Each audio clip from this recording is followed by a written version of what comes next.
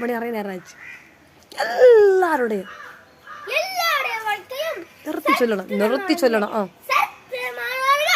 எனக்காக வாழ்ந்ததில்லை, அவையெல்லாம்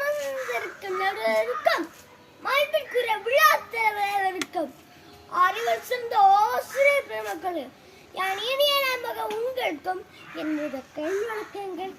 நான் பேச எடுத்துள்ள தலைப்பு காமராஜின் ஆட்சியின் சாதனைகள் என்பதாகும்.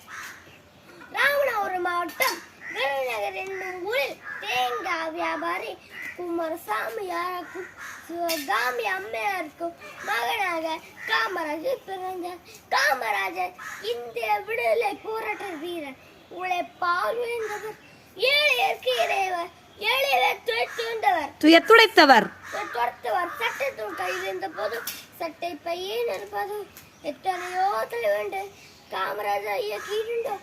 கல்வியை கண் திறந்தவர் காமராஜர். பல பள்ளிகளை கட்டியவர் காமராஜர். அணைகள் பல கட்டி நீர் தந்த, விவசாயம் தொழிற்கு செய்தார்.